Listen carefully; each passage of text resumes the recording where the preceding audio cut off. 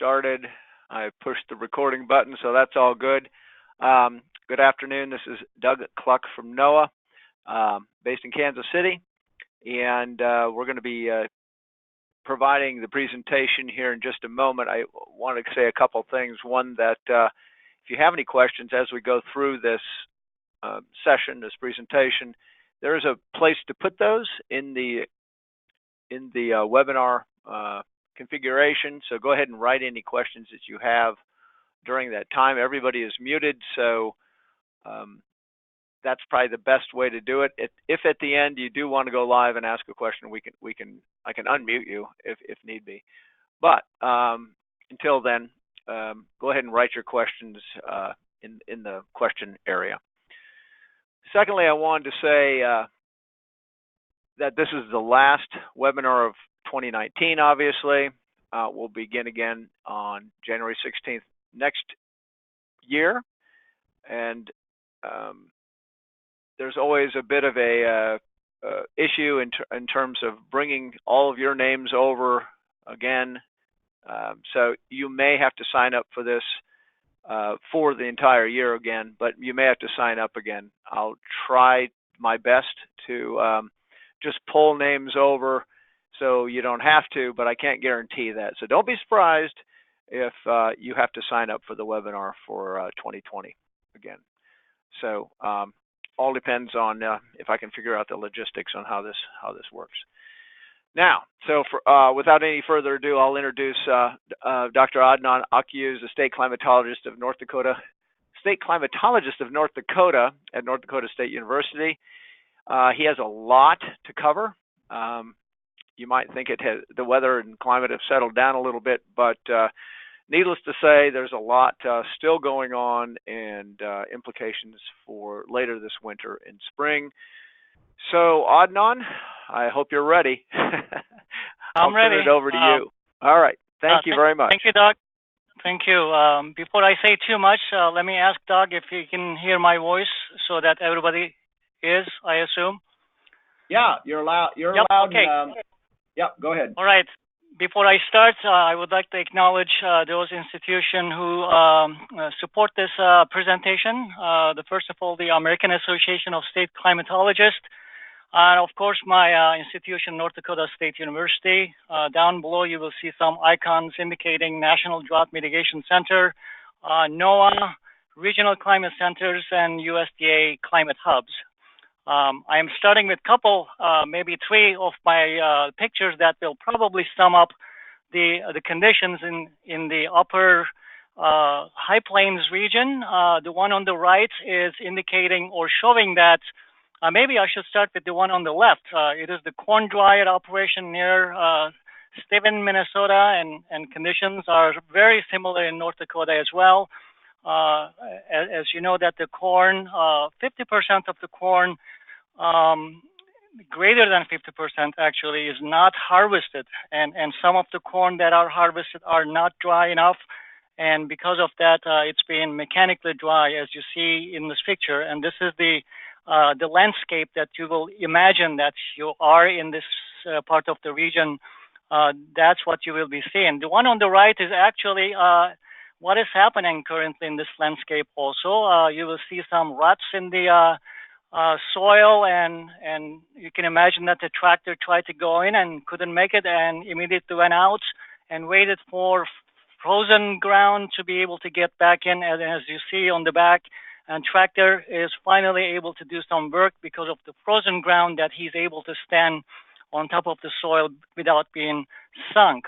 And you can imagine the precursor conditions prior to that is, or you can just look at this picture. This is a sugar beet field that was prior to the October before it started snowing, and prior to October, September, of course, was the for North Dakota, it was the wettest September on record. So we're going to be talking about these throughout the talk. These are the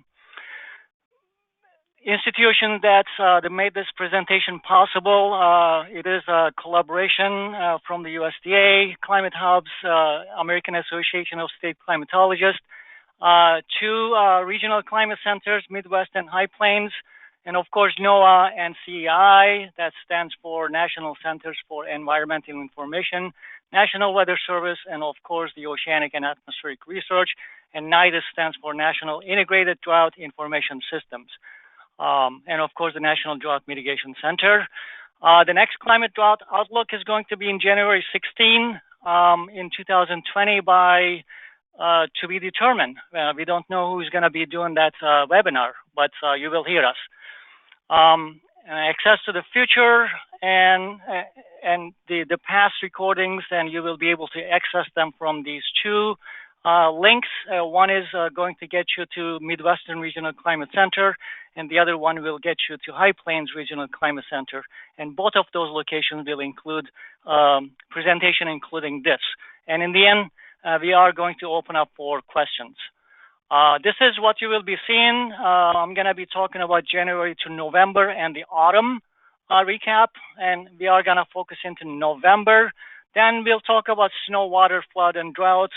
Then we'll get into agriculture and its state impacts, and we're going to talk about climate outlooks and summary, and we are going to answer questions and entertain any comments that you may have.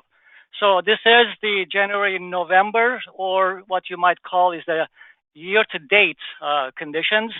Some items that I might mention that is going to make you interpret these maps much easier. The red colors are going to indicate temperature, and the blue colors that's going to come up will indicate precipitation.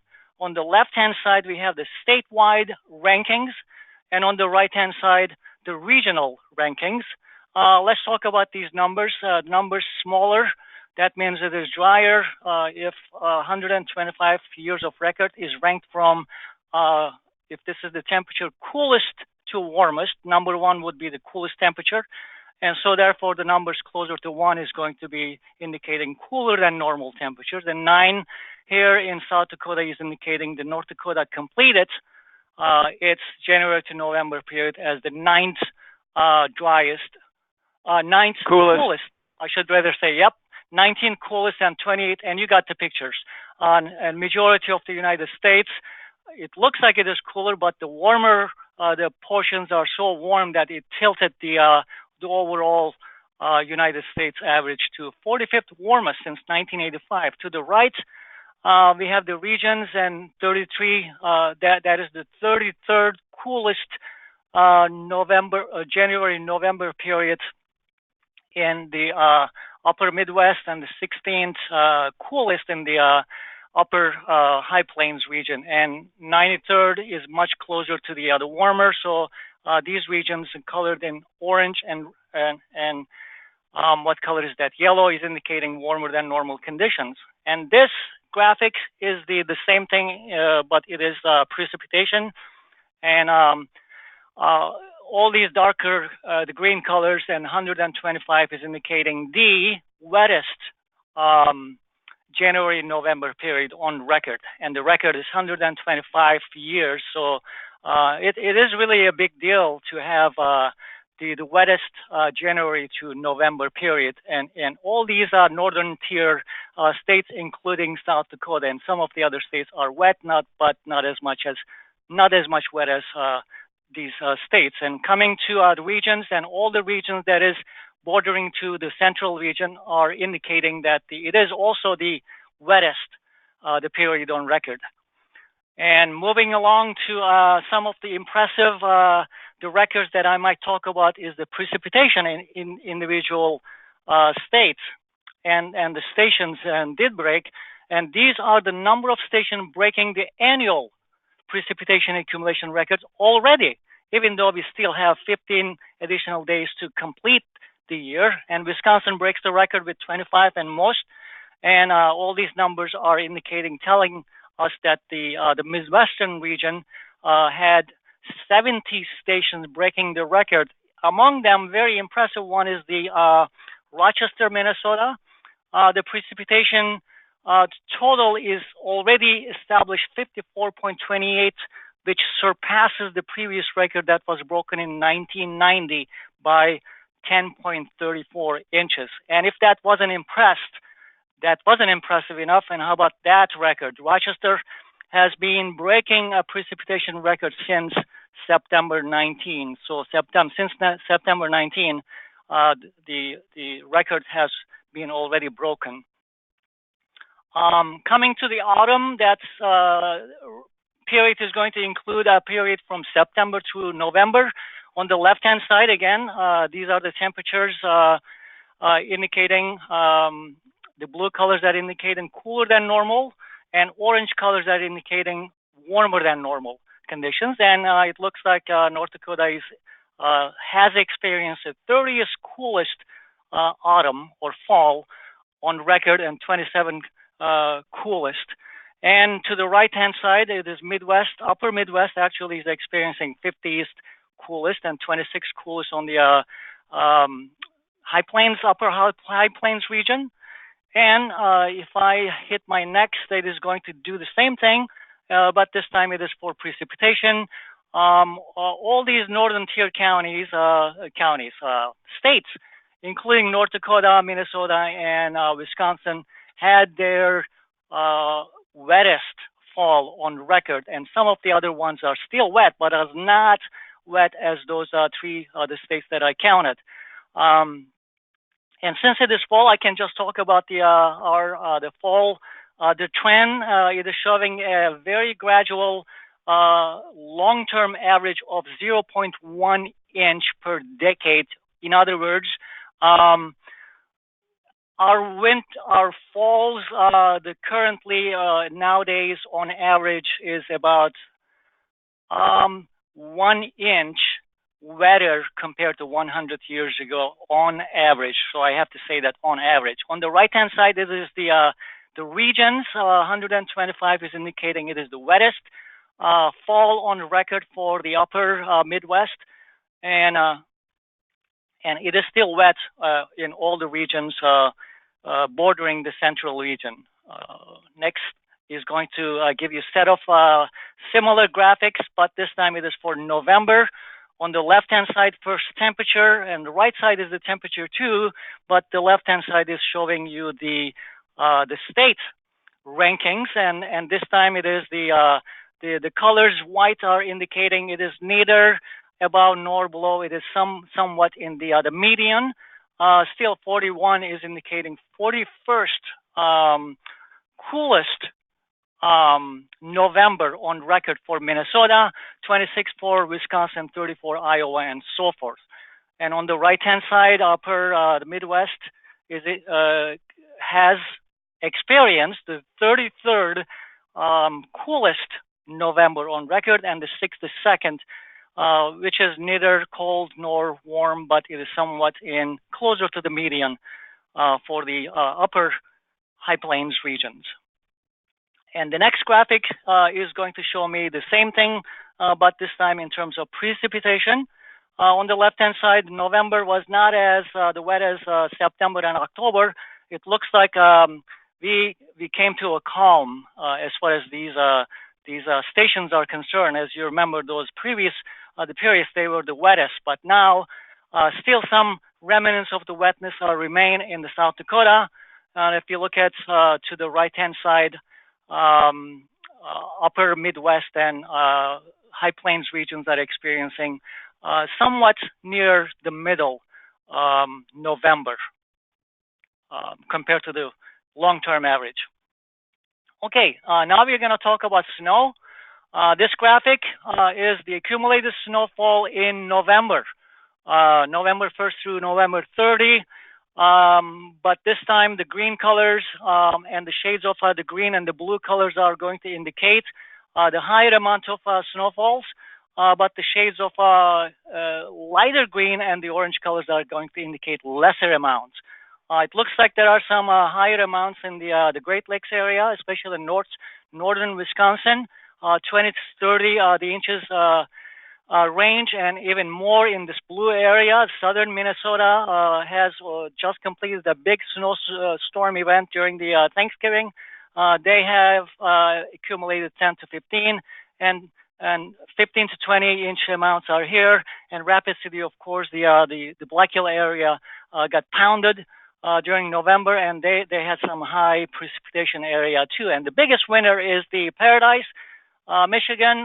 They received 65.2 inches of snow, and that broke the record in the region for November this time. And the next graphic is the accumulated seasonal accumulation in August 1st through December 15th. Of course, nothing happened in August, but we still accumulated to incorporate any early snowfall. And it looks like there are some snowfall events in the some bullseye in the central North Dakota. The amounts are 30 to 40 inches, and some of these numbers are equivalent to the total annual amount. So these regions already accumulated the type of precipitation or snowfall that usually happens throughout the entire season. And if you look at the upper Midwest area, the Great Lakes area did receive the most snowfall, seasonal snowfall, 60 to 80 inches. There are some areas over here had more. To the south, in Iowa, 7.5 to 10, and St. Louis, the Missouri, and Illinois and Indiana did receive lesser amounts. The winner for that period is the Calumet, Michigan, accumulated 113 inches of snow this season already. Looking at the same thing in the snow depth amount, this is going to indicate the snowpack. Usually this kind of snowpack is protected throughout the winter season, especially in the northern tier, the states, North Dakota, northern Minnesota, northern Wisconsin, that usually stays as is. What happens is the snow water equivalents would diminish in time as the snowpack remains the same. Some of these numbers, if I may add, I did not add these numbers, but the color schema is here on the right-hand side. This area is indicating snow depth between 8 to 12 inches. And this morning, I live right here. I measured 8 inches. The darker blue colors are indicating higher amounts, and these are 20 to 30 inch range, and even lower southern Minnesota and southern South Dakota, they are in the 4 to 8, even 2 to 4 inch range. And if you get into the next slide, that is going to snow water equivalents. That means if that snowpack in the snow depth would melt all of the sudden right now, this is the amount of liquid amount that we would end up with. And some of these are the colors, 2 to 4 inches in a little bullseye over here, and over here in the Great Lakes areas and surrounding the Lake Superior and Huron over here, containing the water equivalents up to between 6 to the 8 inch, actually. Mountain snowpack to the west. These are the regions. The color schema is again just like the previous one. The blue colors are going to indicate above normal snow water equivalents or greater than normal. The blue colors are, this darker blue colors are going to indicate even more. That number is telling me that 170% or 70% above normal of snow water equivalents resides in this part of Wyoming. And it looks like the entire mountain region that borders the central region is in somewhat above normal snowpack currently. And Adnan, can you go back? Yes. Yeah, so really, for those who aren't aware, we're really looking at those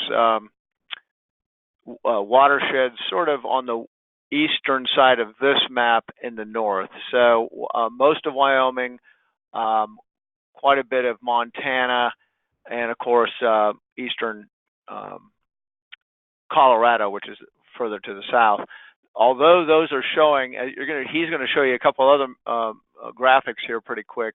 That really shows that mountain snow anyway, isn't that much isn't that far from normal. Number one, and number two, we're extremely early in the snow accumulation stage. So nobody's worried about these numbers. Just to say that, except right. Some of the skiers. Some of the skiers are pleased. Okay. The next slide is going to show me the basin specific snow water equivalents or snow water content. In the left hand side is the total about Fort Peck, and on the right hand side is the total snow water content between Fort Peck and Garrison. And on the left hand side, it is indicating that the current amount, that is the shaded blue area is indicating right when this map just came out, December 15, it was 96% of normal, and normal is the 1981 to 2010 indicated in the red, and some of the most memorable, the colors are also indicated on this map. On the right-hand side, Fort Peck to Garrison, just slightly above normal, 108%. Just like Doug said, it is not going to disturb my sleep overnight. It is just early in the season to worry about these near normal to above normal conditions. The next slide is the very similar interpretation in the Platte River Basin. On the left-hand side, north, and on the right-hand side, South Platte. On the left-hand side, the North Platte is indicating 122% of average is shown in this the red color, and on the right-hand side, it is just 120% of average. And this looks like it is very busy, and don't worry about it. I am going to focus on our area. And this is the USGS, the gauge indicating how many gauges are in the major flood. That is a couple here in North Dakota. These are the locations in the Devil's Lake area. Has been in the major flood state since 2019, actually. And these two areas are in South Dakota, is indicating the James River. And all the purple colors are the major flood, and the red ones are the moderate flood regions. And if I focus on only the problem locations, then you will realize that most of these problem locations are in our central region. It just stands out where these major flood and moderate flood and also the minor flood regions are in Kentucky, in South Dakota, North Dakota, and just a little bit north of Nebraska and southwest corner of Denver, or Colorado, I should say. Regional long-range flood outlook. And these are going to be the three different sets, and the first set is going to show you the basin. In this case, it is the Missouri River Basin. The color schema is the same. Purple colors are indicating the major flood forecast in December, January, or February. So this is the winter forecast with the 95%. So there's a greater than 95% chance that the colors that you're seeing in the purple colors are expected to be in the major flood stage, and the red colors are indicating the moderate stage, and the orange are the minor stage, and so forth. And any of these green colors are not expected to be in any flood stage within this the percentage. Same thing, and I just changed the River Forecast Center. This is the North Central River Forecast Center. Green colors are indicating no the flood, and I don't see any purple, but there are 4 gauges, and they all are located in our region, are indicating that there's a greater than 95% chance in the long-range forecast that these gauges are expected to remain in the moderate flood stage. And the next, or those are the Rock River over here, and the Huron in Ohio, and Illinois River in Illinois. And the next graphic is going to show me the same thing in Ohio River Forecast Centers, and it indicates that there's only 1 gauge in moderate flood stage in the long forecast from December to February. And that is the Kentucky River in Kentucky. Talking about Great Lakes, Lake Superior is first, and all the other, the graphics are going to indicate the different lakes. I'm not going to talk about too much on the other, but let me take some time to explain what these red line is. Red line is the current, and the horizontal axis is the time. keep in mind that it is going all the way back to January 2018, and 2019 January start from here. And starting from the year, it already started having the lake levels, water levels, closer to the maximum. And these are the maximum and the minimum levels, and the years that are associated with that are also shown in here. And this is the current location. It is really close to the highest amounts, and it is indicating it is well above normal. Normal is indicated in this dashed blue line, and these are the record low levels, and it is far from record low. It is even higher than medium. It is closer to the being record high, and this plume is going to show us the envelope of forecast, and the green is going to indicate the 50th percentile of the forecast, and it is indicating that for Lake Superior next winter and even coming into the spring, it is going to be very close to the record, but it is certainly much greater than average. And interpretation is the same for Lake Michigan, and the red color line is indicating the current lake levels. And here is where we are, and this is the forecast. The green dashed line is 50th percentile of the forecast. That is flirting around that record high levels in the forecast. Right, and we should mention. Could you go back, Adnan? Yep. So we should just mention quickly. Just mention quickly. The forecast comes from the Corps of Engineers, number one, and number two shows that we will be flirting with and surpassing probably the record levels in the Huron, Michigan lakes. There'll be more information coming out as we get closer to that spring, late winter and springtime. It's due to all the water that Adnan showed you a little earlier that fell last year, as well as lack of evaporation and a number of other things that are causing these lake levels to continue to increase as you see them. So anyway, thank you, Adnan. Back to you. Yep, thank you. Pushing on to Lake Erie, the same story.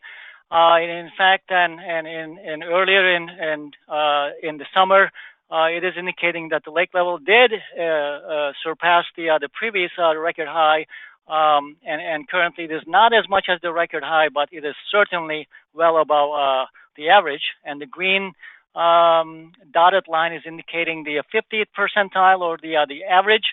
The forecast is very close to the record high levels, but certainly it is much higher than the average lake levels. Last one is Lake Ontario.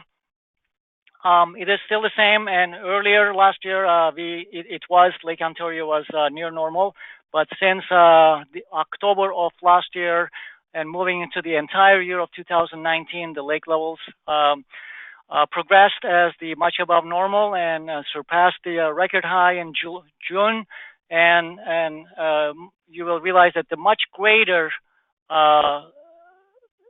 range in the forecast in the further into the May of 2020, but the average of that range is still well above the normal. Coming into drought, and one might say, what drought? And it looks like 7%, as indicated in here, of the region is under some kind of a drought, at least D1.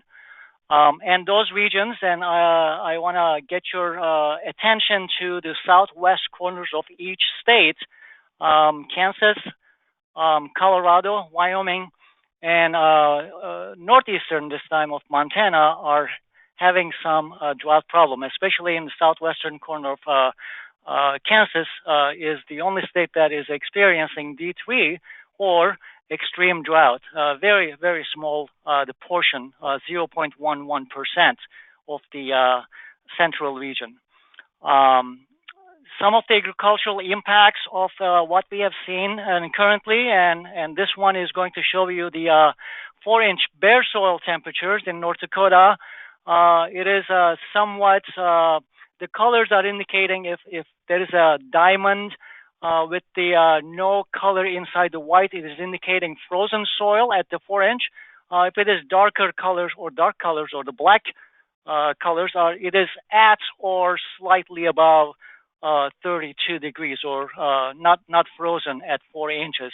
And most of the stations in the lower the portions of the central region are still above freezing levels, except for a couple, maybe a few stations in the region. Those are some exceptions.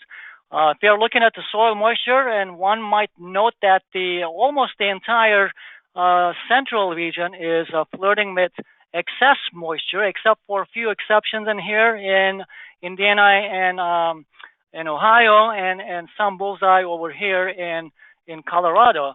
But some of these numbers, and on the left-hand side, it is the anomaly or departure from average. This very dark color here in between South Dakota and North Dakota is indicating 6-inch excess. One might say that, so what is that 6-inch? Should I be worried about it? Then I'm going to take your attention to the graphic on the right. It is going to show you the ranking or the percentile. And this one is indicating almost the entire northern, the portions of the central regions are in excess, and how much is that is greater than 98th percentile. What it means is only less than 1% of the time the soil moisture in these regions were the greater than it is right now. So I wouldn't be surprised that the soil moisture in these regions have never been and this high before, and knowing that this is only less than 1 percentile. Moving along. Adnan, we have about 7 minutes to finish up. Okay. And I know you have quite a few slides, along. So we're going to have to zoom. Corn progress, and one note to mention that the only 43% of the corn is harvested in North Dakota, and sunflowers harvest. The green color doesn't mean it is above normal, but it is indicating that the above 50%. Some of the impacts that I might talk about: the cold November and the wet conditions, and leading to crop disease in grain, dry down problems, stalk lodging, compaction, and fieldwork preparation for next year, and also a shortage for the propane for to dry down the corn, of course. This is a picture taken and posted on the social media showing near Grand Forks.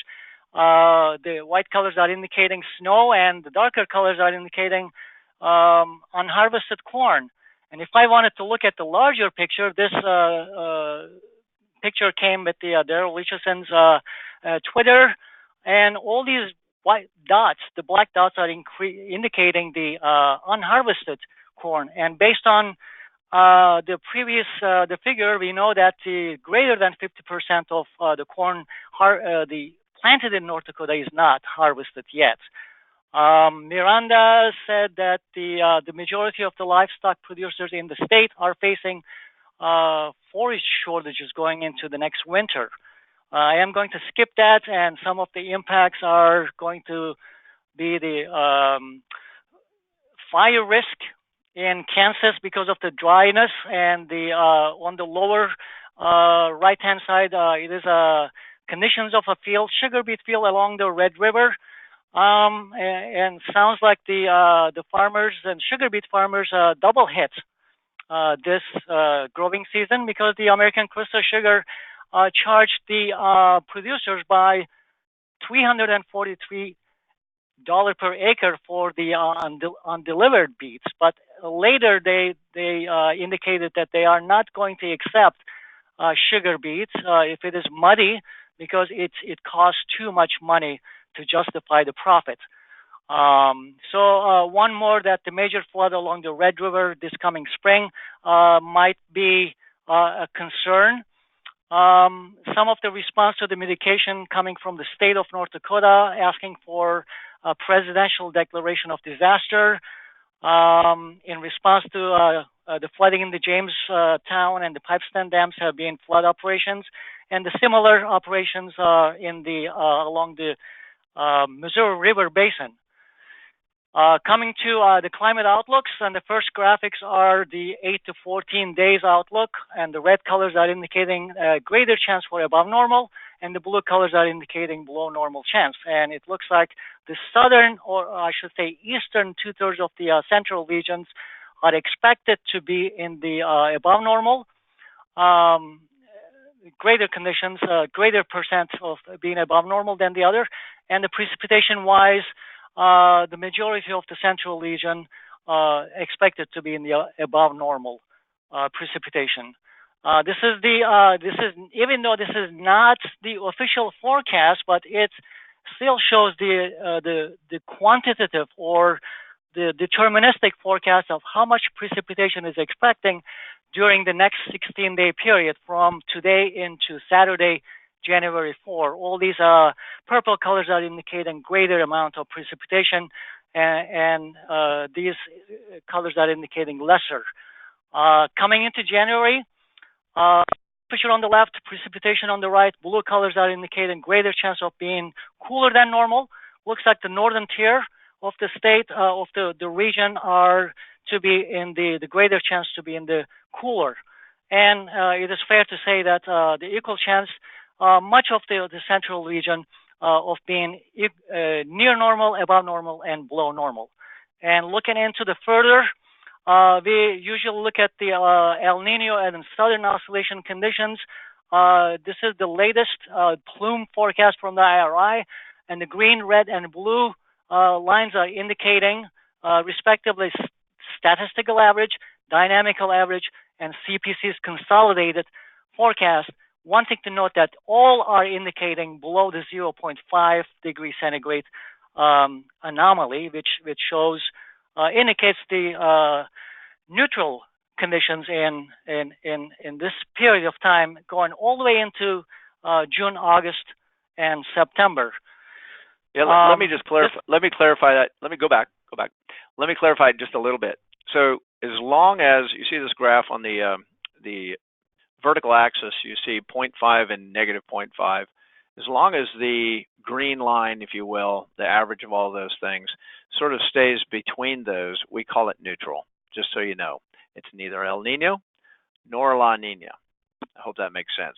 And the forecast, if you will, as Adnan pointed out, is pretty much to stay slightly above zero, but not much, and thus neutral conditions. So we're not calling for, at this point, changing into El Nino or La Nina, for what it's worth. Thanks. Go ahead. All right.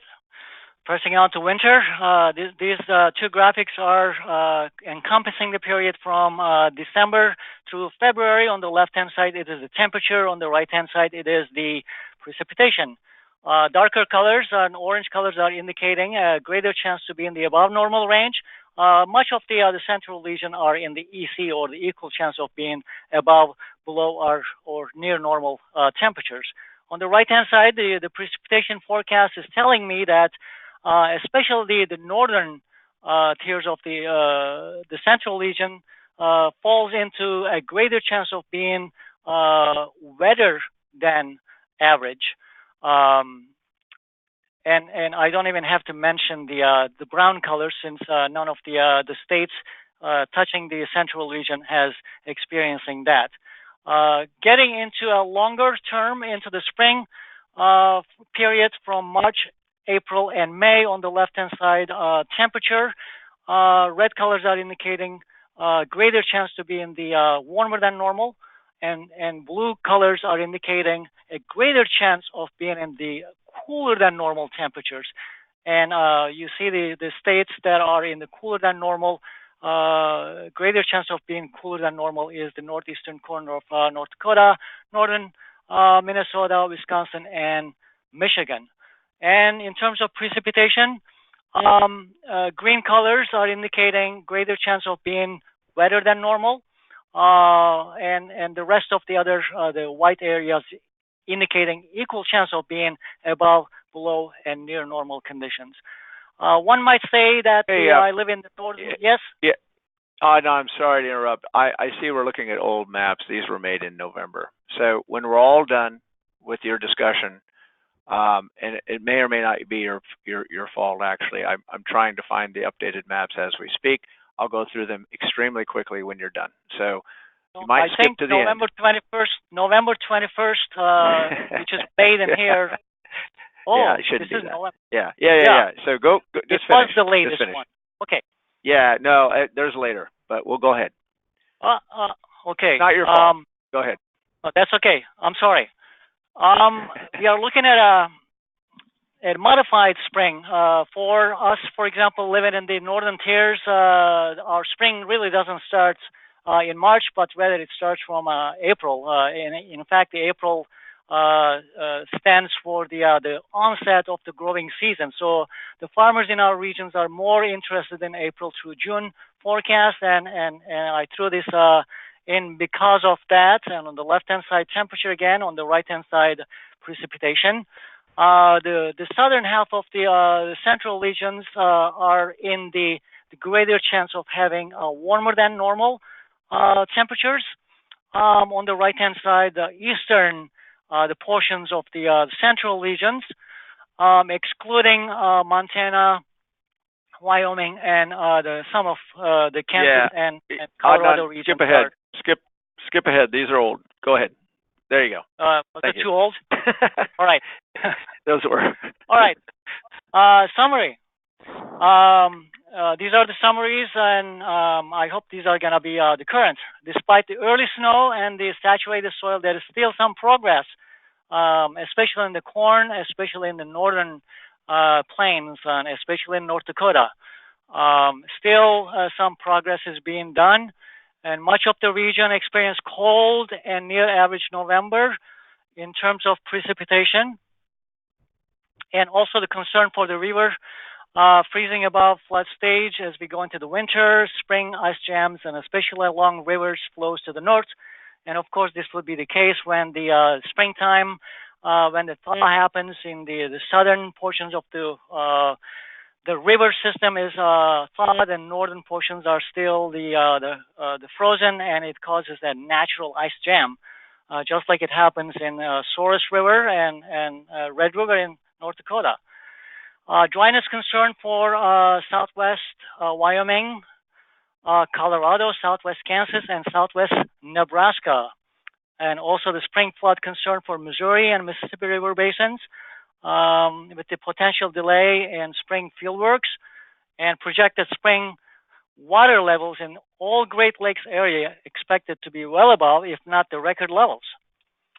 Additional resources that can be found in these links, including the, but not limited to today's presentation, in both of these websites. NCI monthly climate reports can be gotten from here, and of course, you don't have to go through all those. There you go. Yep. Oops. Yep. Forgot to take Pat's name out of there. You forgot to take Pat's name out of there and put yours in there. Yeah. No, I put my name on the lower right corner as today's presentation, so people can find me. All right. All right. So, I am done. Thank you, Adnan. I'm going to switch over to me real quick. Show my screen. I'm going to go through some of those maps that he showed earlier. In terms, these are updated as of today. They're not that much different than what Adnan showed, but slightly. So here's the 3-month temperature outlook for January, February, and March. And so you don't see your screen. Oh, you can't see my screen? No. What do you see?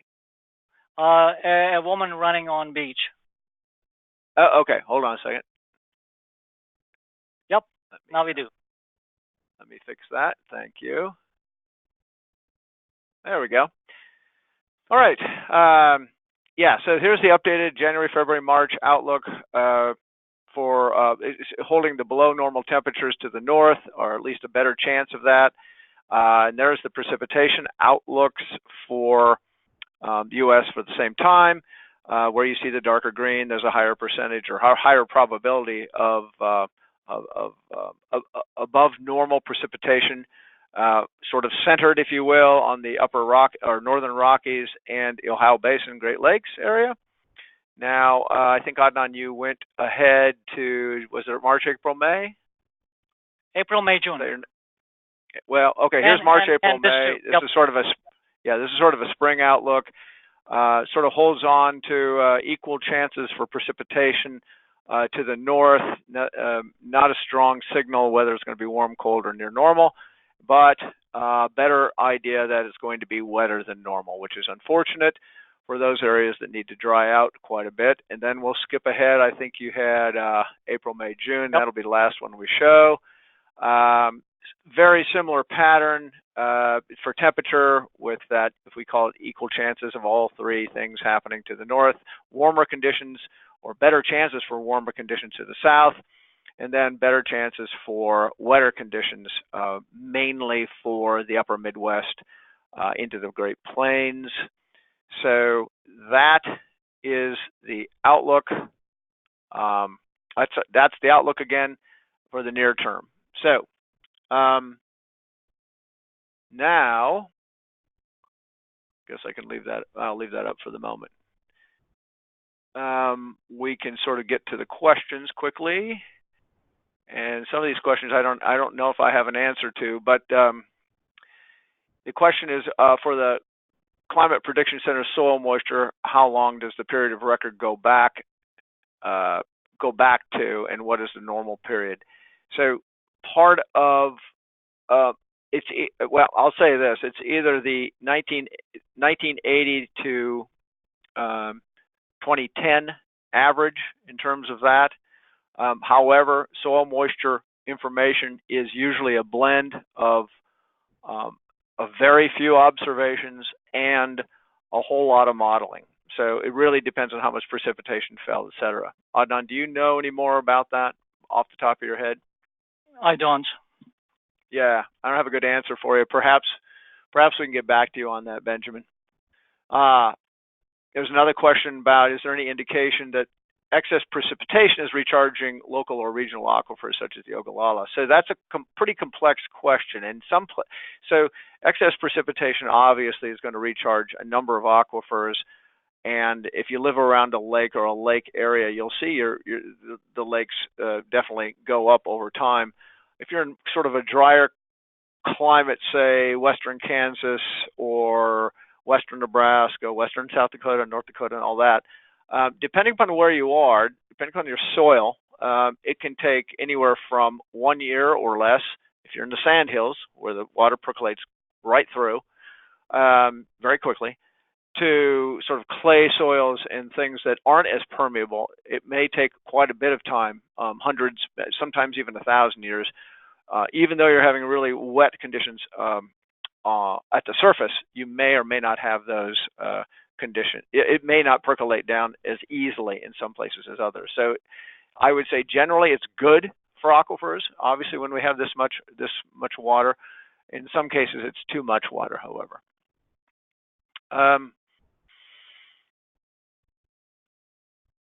When will the new screenshots be available? Okay. Can I get a copy of the slides? Okay. So yeah. So no other sort of technical questions there. If we will replace the slides in Adnan's I will do file that. with yeah, and of course we'll put those up on the websites as we always do. Not only is this recording, but for future use. For the PDF file as well. So, yeah, you can contact me, doug.cluck@noaa.gov, if you want to get a PDF of the file right away. I don't know, or Adnan, but usually we have to send it as a PDF because the files are too large. And I think that is about it, Adnan, in terms of questions. Great. Any other comments or questions out there? Trying to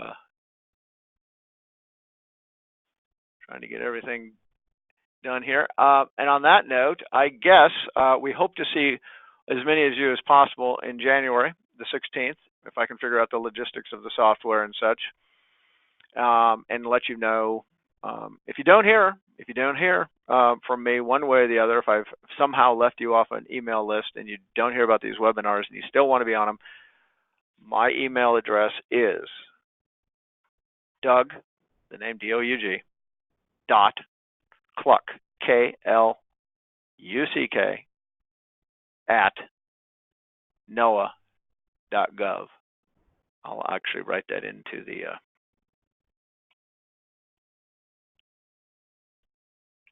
question and answer thing here.